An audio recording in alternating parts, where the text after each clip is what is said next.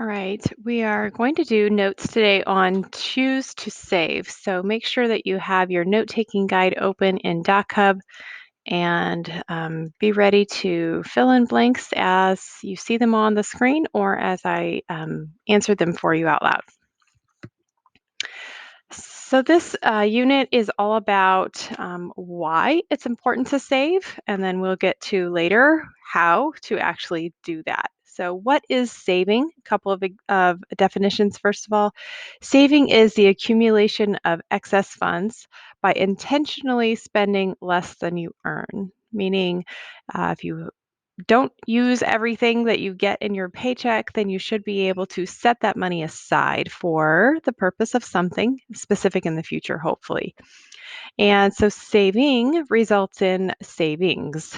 And savings are the portion of your income that is not spent on consumption. By consumption, we mean things that you consume, like goods, services, things that you spend money on and you use them up.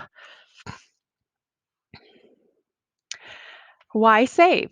Remember always that your present self affects your future self. So by saving money today, you can have financial security in the future. Um, so some ways to save or reasons, I guess, in this case, reasons to save. Why save? So, for one thing, to have emergency savings, and you should be filling in the middle section on your note taking guide. There are three blanks on the right side of the paper that you're filling out now to have emergency savings. And emergency savings is just some cash that's set aside to cover any kind of unexpected event. Your car breaks down, you have to go to the hospital, whatever it is, you want to have some cash set aside so that you don't have to not be able to buy that thing or not or go into debt or something like that with a credit card. Also, an important thing is for specific goals that you might have, short-term goals that are not really a part of your normal spending plan. And then also just to have financial security. If you have zero money in the bank, then you're really running on kind of a stressful place all the time. And we don't want that for our lives. So if we are able to pull over some money, just a little bit here and there, to set aside a little buffer so that if you have a situation where maybe your electric bill's a little higher than you expected or something like that, you have some freedom to, so a little bit of wiggle room.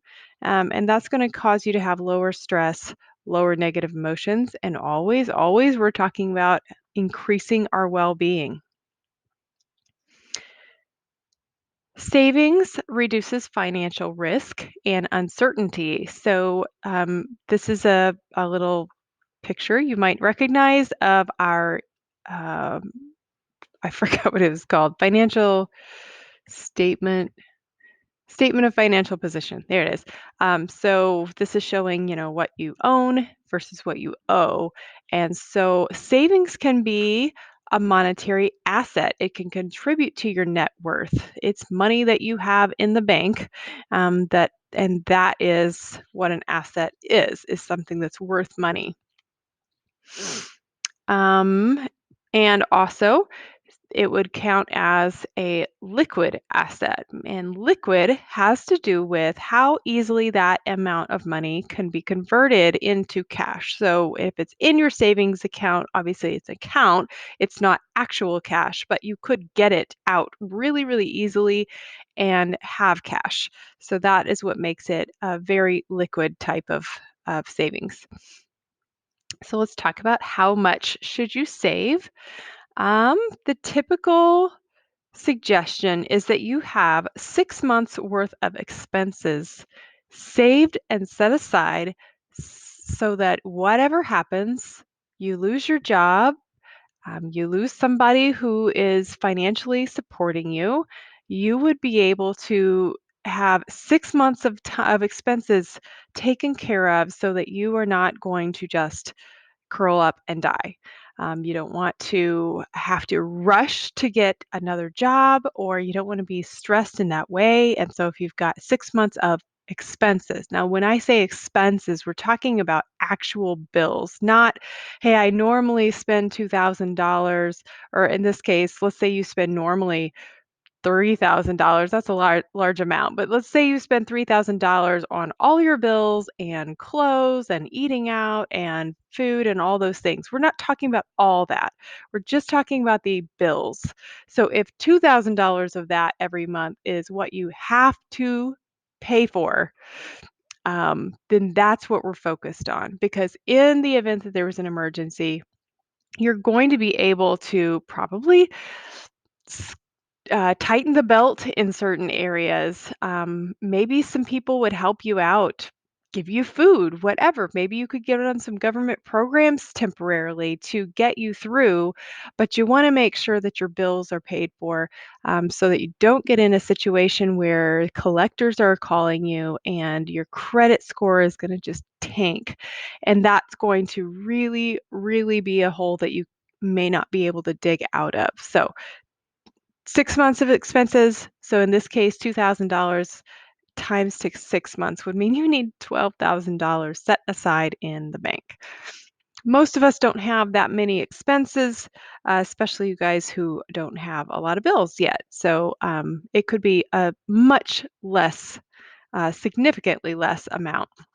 So it is going to depend on your income currently, your dependents. Do you have kids or other people that you're taking care of financially? Your job security. If you are really, really set in your job and you foresee that job lasting for 5 years, maybe it's not as important for you to have 6 months of expenses set aside. But maybe you have a job where the market's changing and it's possible that the whole company could shut down and you'll be laid off, so you got to think about that and factor into this equation, to see maybe I can adjust that figure a little bit. And then also insurance coverage. So if the thing that's going to happen to you is, that your house burns down, but you have really good homeowners insurance, then maybe you don't have to save quite as much as someone who is in a different situation there. Maybe they're renting and they're not paying renter's insurance or something like that. All right, so at the bottom of page one, we're talking about how do we know where this money is coming from that we're going to save? So this is a little bit of a individual response. You're going to come up with three ideas. I'm going to give you a few examples, and you're just going to write down three things that come to mind that you could possibly change, or not even specifics though, just like an idea. And one idea here is to look at your current spending and see where you could just make some reductions. Are you currently eating out 5 days a week? Could you do with four? And then that would be one day a week that you could just put that money in savings instead. Um, Ask if the items that you're currently spending money on, are needs or wants. Are you maybe spending too much on things that you want? And you could just make some different decisions. Consider things that are small, possibly daily expenses, such as, going and getting a Sonic drink every day. Could you, if you still need the caffeine or the sugar, then, maybe you could buy a 12 pack of sodas at home and save some money in that way. Consider also large expenses, like maybe you could look into reducing your cell phone bill, or maybe you're paying too much for internet or for your TV plan or whatever. Um, you could also think about things like increasing your income. Maybe you're only working 20 hours a week, but you really have time to work 25. And that could be, or taking an extra job or getting a side hustle of some sort. So, increasing income is an easy way, easy way to do it, to add some extra money to savings, or decreasing expenses. And think about also DIY uh, methods. So, like if you would normally pay somebody to wash your car, you would normally go through the automatic thing at the car wash, for example. Instead of doing that, maybe you save that $7 and you wash your car with a hose at your own house. Still going to cost you a little bit in your water bill, but not $7. So that could be, a simple way to just, little things like that can add up and you can come up with the money if you want to do it. You got to be motivated to do it. Um, Purchasing items in bulk, cooking instead of eating out, walking instead of driving, eating out less, purchasing things to cook from scratch instead of using convenience food. Those are all some ideas.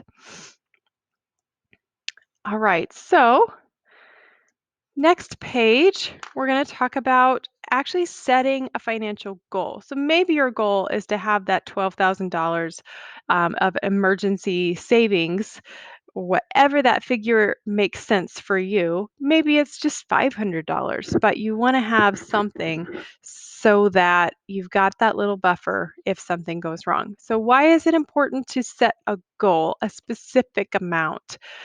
You want to be able to identify your reason for saving. It's going to keep you going. To justify the importance of savings, just saying that I need to save money just to have some money maybe is not going to be enough to get you through the rough times. Okay, but if you have something specific that you're trying to save for and you have a reason for doing it, that can really help you. And that's why we set a goal. So here are some parts of setting a goal, and this is not on your sheet, but just a recap from before whenever we wrote SMART goals. We want to know, what are we saving for? How much needs to be saved? Can it be achieved? Is it realistic? And when will it be achieved? So that was the 5 parts of our SMART goals we talked about a few units ago. All right. Next blank on the top of second page is talking about trade-offs. Here's a kind of a visual of trade-offs. We're saving money for the future, but we're giving up the purchase of something in the present.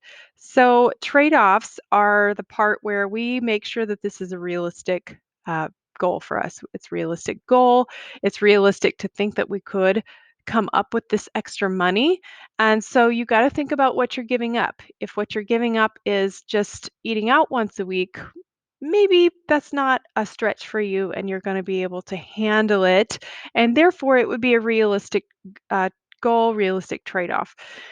Maybe you have nowhere in your budget that you could take any money from, and the thought of even pulling $2 out of something else is just means that you're not going to be able to feed yourself or something like that. I mean, it's really high stakes. So it's going to vary from person to person, but you got to think about that and make sure that it is realistic, or you are not going to reach your goal. You're going to give up because it's too hard, or because there's just not enough money, or you feel like you're living a miserable life by taking out everything that's fun. In that case, if you can get more income, that would be a better solution than trying to reduce expenses. All right, pay yourself first is a concept that if you've ever listened to Dave Ramsey, he talks about this all the time. It doesn't mean that you go out and buy what you want before anything else. That's not pay yourself first. Pay yourself first is a concept that is talking about paying your future self. You're saving money. You're going to do it every time you get a paycheck, and you're going to do it before you pay all your other bills. So you're saying, if I look up my budget, I am I'm going to be able to spend this much money on all of my bills, and I should have $100 left over. I'm gonna say that I'm gonna save that $100. And therefore, when my bills come in, I'm gonna put the $100 in savings first, then I'm going to pay all my bills. And then whatever I have left, I can do with whatever I want to. So it's misleading. It's a misleading term, but it is talking about setting money aside to savings first, and therefore paying you by paying your future. Okay. How can you make the process automatic? 2 ways: payroll deduction, so you can have that money just automatically taken out of your paycheck and transferred to um, a separate savings account. Some employers will do that, some won't. Mine will, my husband's does. I mean, you just have to ask the person who's in charge of payroll at your office and say, "Hey, instead of just depositing all of my money into my checking account, would you be able to split it and put $25 into my savings and the rest into my checking?" If they can't do that, then the second choice is to have your bank do it. So they can do automatic transfers into your savings account. So maybe on payday, maybe the day after payday, you would have your paycheck deposited into your account, into your checking account, and then that day or the next day, you would have your bank actually make an automatic transfer, which would happen on your normal payday. So if you get paid every 2 weeks, you would say, okay, every 2 weeks, I need you to take $25 out of my checking account and put it into my savings account. And therefore, it's done. It's happening. It's better if your employer does it because then you don't ever see that money. At least if your bank does it, you do see the money come into your checking account and then you see it go out. So that's maybe a slightly more negative effect, but moving on. All right, time value of money.